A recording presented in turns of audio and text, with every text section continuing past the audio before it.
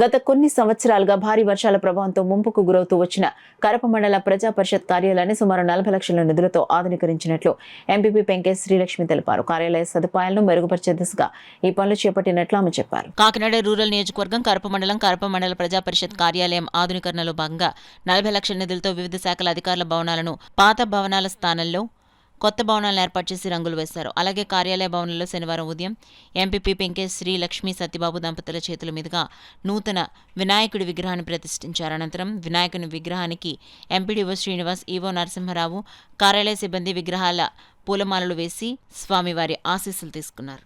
సుమారు 40 లక్షలు పెట్టి గ్రౌండ్ లెవెల్లో ఉన్న ఆఫీస్ని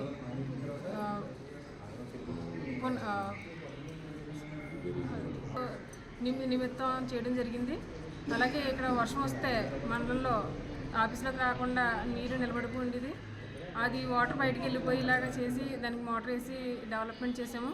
అలాగే ఈ బిల్డింగ్ అయ్యి మొత్తం అంతా రీమోడలింగ్ చేసి కారిపోతుంటే రీమోడలింగ్ చేసి అంతా కూడా మంచిగా చేసాము. అలాగే ఈరోజు విగ్రహం సుమారు 40 లక్షలు చేసాము. ఈరోజు వినాయకుడి విగ్రహం ప్రతిష్ఠించడం జరిగింది. అలాగే ప్రతి ఒక్కరూ కూడా ఆఫీస్కి వచ్చిన వాళ్ళందరూ స్వామివారి దర్శనం చేసుకోవాలని మనస్ఫూర్తిగా కోరుకుంటున్నాను.